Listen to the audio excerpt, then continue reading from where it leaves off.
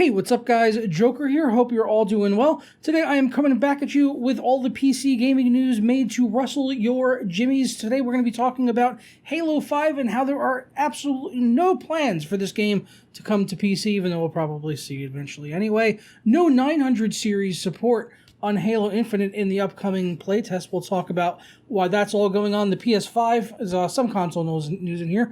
Finally got its big system update, which will officially allow M.2 drive expansion support, as well as a bunch of other features. And last up, Far Cry 6 got a new trailer with AMD features, like for the PC, ray tracing and, Fidelity FX and all that stuff. So let's get fired into all of the gaming news. But first, today's video is brought to you by Prime Tech Mart, where you can grab software products like Windows 10 Pro licenses for extremely cheap. They've also got Office products and Vizio, as well as many more. You can save a lot of money on these keys with something like Windows 10 Pro. You can grab for just $21.43. It's a lifetime activation, so you don't ever need to renew it. You don't need to create an account with them in order to be able to buy it, and you get your key in just a matter of seconds. And if you hit up the links down in the description below and you want to save yourself an additional 20% off of any software over there, just go ahead and use my code JP20 at checkout, apply that, and it'll drop down 20%. So here on Windows 10 Pro for $21, you drop that down to $17 and you're fully activated for life. For more information, check out those links down in the description below along with the coupon code.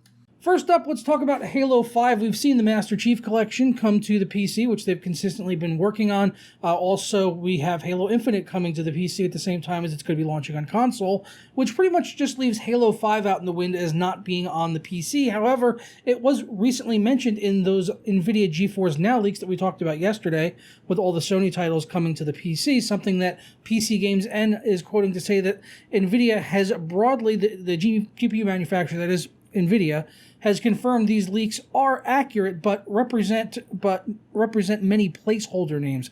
So now the folks from 343 Industries have stepped in to confirm that sadly there is no chance of a Halo 5 port at this time. Over on Twitter, Brian Gerard from 343 said, maybe this was for Halo 5 Forge, but I can confirm there's no plans to bring Halo 5 to PC. We know that there's some demand for it, but as we've stated before, not in the cards, as the studio is fully focused on Infinite and Master Chief Collection. We will never say never, but nothing underway currently. And the big takeaway from that is it sounds like, he's probably being honest that they're not working on it at this time, and they probably haven't confirmed any plans to make it. But I do think we will at some point see Halo 5 come to the PC. It wouldn't make sense to bring the entire franchise to the PC and then just have Halo 5 out there for no reason, just sitting there when it could easily come to the PC. I think once Halo Infinite is sorted and launched and, maybe a year or two has passed on that, then I think we'll probably see Halo 5 introduced on the PC as well. But continuing along with some more Halo news, the 900 series of NVIDIA graphics cards will not be supported on the upcoming flight test for Halo Infinite. They recently had been having some issues in recent playtests, which IGN said that 343 had solved the issues that was impacting players running the GTX 900 series. That's according to Gerard, but that has since changed. So now it looks like the 900 series cards are having issues with Halo Infinite, so they've gone ahead and pulled them from the upcoming playtest. Quoting 343 directly, they said the team did indeed address the major crash problem that was present during the last technical preview, but as is often the case with game development, other issues have surfaced, Gerard wrote in the Reddit thread. I'm sorry to say that for this next preview, 900 series cards are not supported. I'll share more info as I can get it. The team is continuing to work on bug fixing and polish for this and other areas of the game on the road to release, and they did say that the next test preview is kicking off on September 24th. So if you were planning on playing in the playtest and you have a 900 series card, you won't be able to play in the playtest, but I wouldn't be too worried about it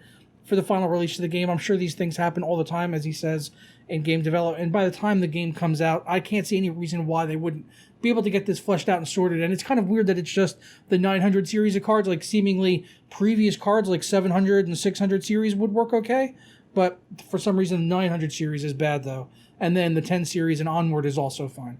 So kind of odd that it's the one specific generation of NVIDIA graphics cards only that are experiencing this issue so broadly, but I think by the time the game comes out, they'll get it taken care of. Next up, PS5. Finally getting M.2 storage expansion support. This has been available in beta for a couple of months. I believe you could go out of your way and get access to it if you wanted to, but mostly a lot of press outlets had access to it to test M.2 expansion and do speed tests and compare to the stock drive on the system. And in some cases, the expansion drives you could put in could be faster if it's a little bit higher spec than what the system offers. I actually have a drive that's just under spec for the M.2 expansion, which recommends 5,500 megabytes per second or faster, but they say it's recommended. Now, I have an M.2 PCI 4 drive, but it's like one of the early PCI 4 drives. I believe it reads and writes at 4,500, if I'm not mistaken. So it's a little bit slower than what they recommend, but it's still a blazing fast drive.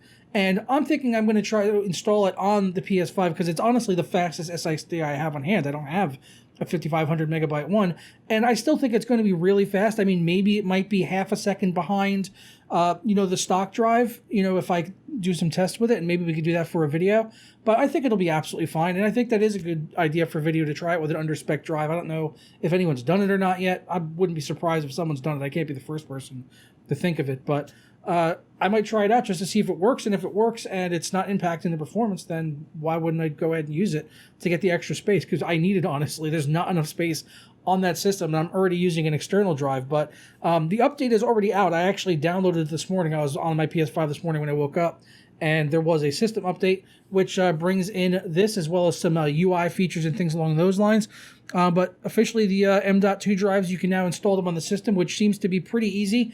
There's a bunch of videos out there. You just pop off the side panel, undo one screw, stick it in, screw it back together, put the side panel back on, and then go into the system settings. It'll format the drive, and you'll be ready to go. If you've ever built a PC, you could probably do this blindfolded if you had to. I don't know why Xbox fans are like, I've seen them on Twitter and stuff, like saying, oh, yeah, look on the Xbox it's so easy with like a little flash card or whatever, whereas on the PS5 we need like a doctorate in like computer technology, computer science to like install an M.2. It's like, no, it's really, really easy. And honestly, I haven't seen a speed test comparison. Maybe they've been done between an expansion drive and the Xbox little flash cards, but I have to think having a proper M.2 drive installed in the system would probably be more consistent and faster than having, the little cards that you have to buy proprietarily from Microsoft, which, yeah, it's easier, it's more plug and play, but what you have to do with the PS5 is not that hard. Anyone can do it. If you can use a screwdriver to undo one screw and put it back in, you can accomplish this. It's not that difficult. If you could walk and chew bubblegum, you could probably install an M.2 drive into a PS5 blindfolded. It shouldn't be that difficult. So I don't know why people make it a big deal. This obviously does get under my skin because it is so freaking easy. And of course, if any of you guys built PCs, which most of you watch my channel have, you know that this is simple.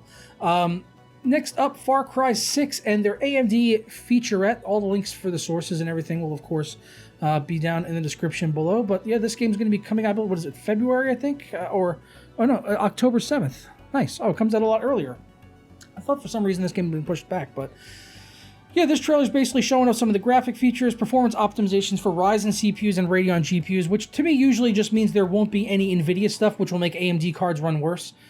Ultra-high resolution textures, 4K and widescreen resolution support at 60 frames per second, assuming unlocked FPS. Hybrid ray trace reflections, that looks pretty good, having the wet floor and the flames reflecting off of it. It all looks really hot. Although, if you remember, they recommended a 3080 for 4K at 30 frames per second with ray tracing, including these luscious ray trace shadows. But if it's going to run at 30 FPS, then that's not going to be any good. Now, here it does have FSR, which will work on the NVIDIA cards. And as you can see there, it's going from about 60 frames to about 90, which means it's getting a 50% boost in performance. So if they're saying a 3080 will get 30 frames with ray tracing, if FSR boosts that by 50%, it would bring it up to about 45 FPS. Oh, that rocket launcher thing looks really cool, by the way. Let's go back. Let's look at that again. Let's go back. It comes up like right after this. It's like a rocket launcher backpack, but it goes into like third person when it shoots it. It looks really cool, like a really cool animation with that rocket. Look at that thing. That's hot. That's hot. How we slow that down? Playback speed. Let's do that half speed and go back to here. Kill that guy. Boom, boom, boom, boom. That rocket launcher. I like how it goes into third person for that. It's worth the animation because it actually looks pretty good. But yeah, I'm looking forward to trying that out. Hopefully it runs well at launch. I'm pretty sure I'll just end up probably playing without ray tracing and using FSR to get the frames to like 80 or 90 as long as it looks pretty good, which it probably will have a good implementation. It's really one of the first big AAA titles to really feature FSR, I feel like, since it's kind of made its premiere. So I'm going to go ahead and get out of here, guys. That's all I've got for you guys today. Leave me your thoughts down in the comments below. As always, I love reading through those and interacting with you. And I will catch you all tomorrow for another video. Ta-ra.